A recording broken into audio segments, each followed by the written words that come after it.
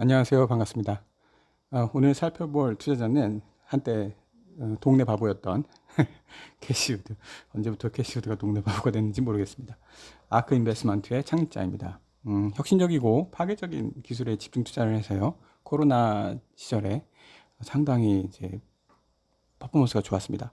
그런데 그 이후에 포스트 코로나 시절에 이제 다시 또 폭락을 하면서 온 동네 바보 소리를 듣고 다녔습니다. 그렇지만 최근에 다시 퍼포먼스가 상당히 좋아져서 최근 30일 수익률로 전체 투자 대가들 수익률에서 당당히 1위를 차지한 그런 포트폴리오가 되겠습니다. 추정 포트폴리오를 모르시는 분들을 위해서 한번 잠깐 설명드리면 이 위스퍼라는 시스템에서는 그 실제로 캐시우드의 포트폴리오가 공시가 되면 그 공시가 된 다음날 상위 10종목을 그대로 따라서 사서 그 수익률을 트래킹하고 있습니다. 그 트래킹한 수익률을 살펴보면 캐시우드의 6.4년 동안 퍼포먼스를 보면 약 11.2% 수익을 얻었어요. 이게 뭐 그렇게 대단한 수익률이 아닌 것처럼 보이지만 사실 그 워런 버핏의 포트폴리오를 똑같이 따라서 하게 되면은 이거보다는 조금 약간 높은 수준입니다. 그러니까 뭐 고만고만한 수준인 거죠.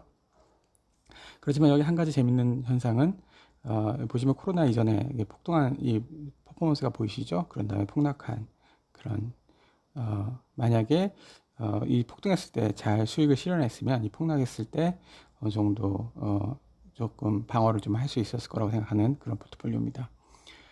MDD는 최대 손실입니다. 우리가 가장 재수가 없을 때 이 투자자를 따라하면 최악의 경우 마이너스 83%까지 떨어질 수 있다는 얘기죠. 이 83% 폭락한다는 거는 이거 망한 거예요, 망한 거. 본 적이 없어요.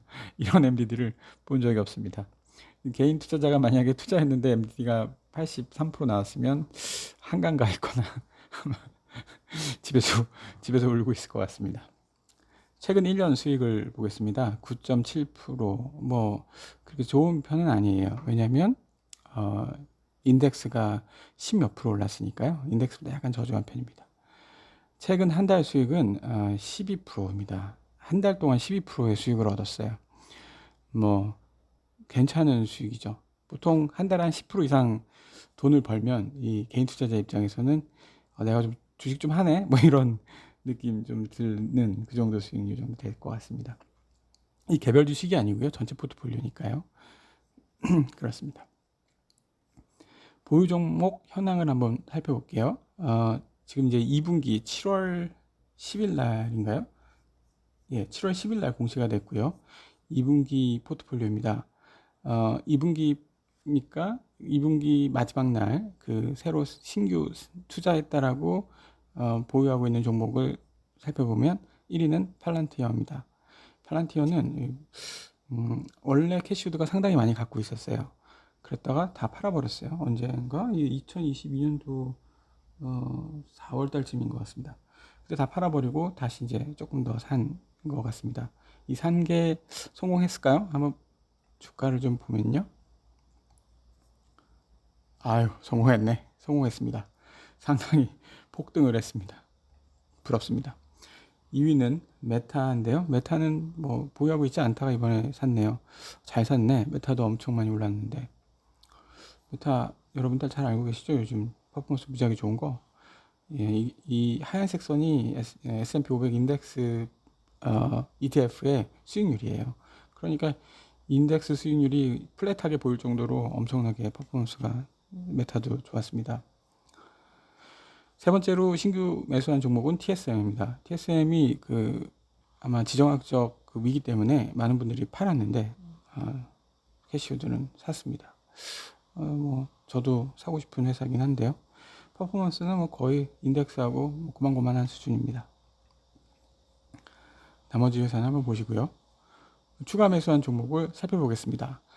추가 매수한 종목을 살펴보니까 이 놀랍도록 위로 쭉 올라가는 선 하나 보이시죠? DNA라는 회사.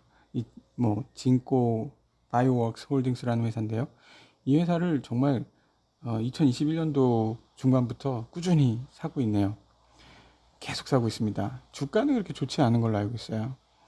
뭐 그냥 비실비실하게 떨어졌다가 조금 요새 올란 그런 추세입니다. 두 번째로는 테라다인입니다. 테라다인은 뭐 그냥 고만고만하게 갖고 있다가 고만고만하게 추가 매수했습니다.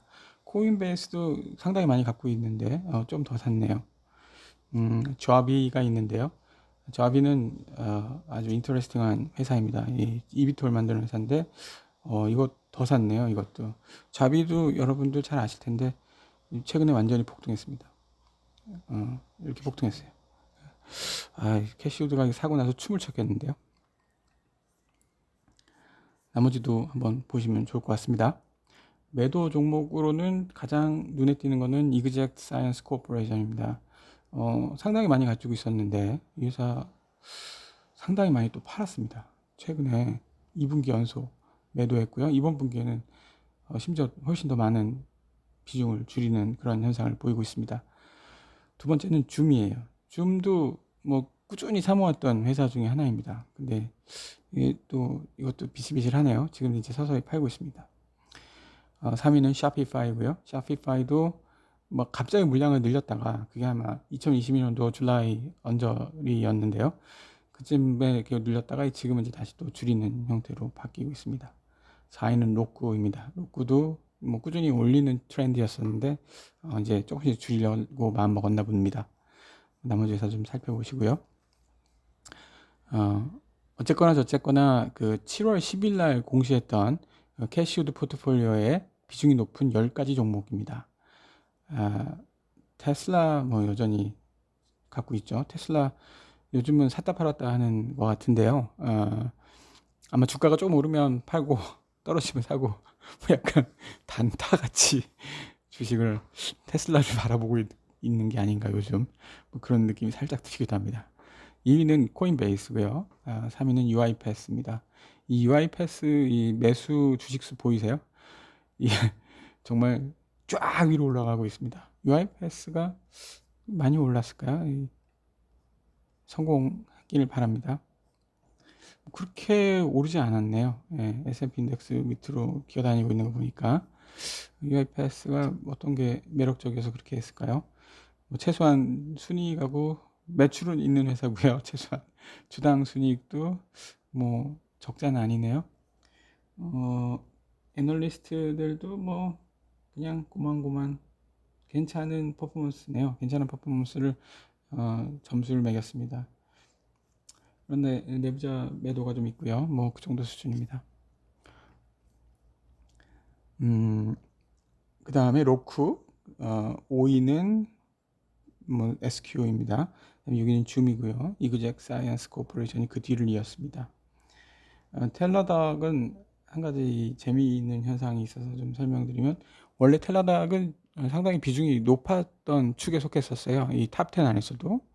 그런데 최근 들어서 이게 밑으로 쭉 내려서 거의 10위권으로 들어왔잖아요. 그렇다고 캐시우드가 이 회사를 미친 듯이 물량을 줄였거나 뭐 그런 건 아니었어요. 보시면 그래프가 밑으로 확 떨어지진 않았잖아요. 이 보라색 그래프가. 그래 왜 이렇게 밑으로 내려갔냐면 주가가 하락해서 그렇습니다. 이게 원격 의료 진료를 하는 회사인데 처음에 코로나 때 상당히 프로미싱 했는데 점점 별 볼일 없는 회사가 돼가고 있는 그런 분위기가 지금 되는데 주가로만 보면요. 실제 사업은 어떨지 잘 모르겠습니다. 사업 매출은 폭발적으로 늘어났다가 서서히 이렇게 조금 그 증가세가 완화되는 정도. 그다음에 EPS는 아니구나. 주당 순이익 같은 경우는 여전히 적자를 면치 못하는 그런 회사입니다. 이렇게 동네 바보였던 캐시우드의 포트폴리오를 한번 살펴봤는데요. 여러분들 그 주식을 잘 하시는 분들의 포트폴리오를 유심히 살펴보면 좋은 게 이분들은 그 상당히 오랜 기간 동안 재무제표 혹은 그 회사의 특성들을 많이 연구를 하면서 주식을 사고 계시는 분들입니다. 이분들이 최소한 샀다는 거는 여러 가지 면에서 안정성이 좀 높다라고 볼 수도 있을 것 같습니다.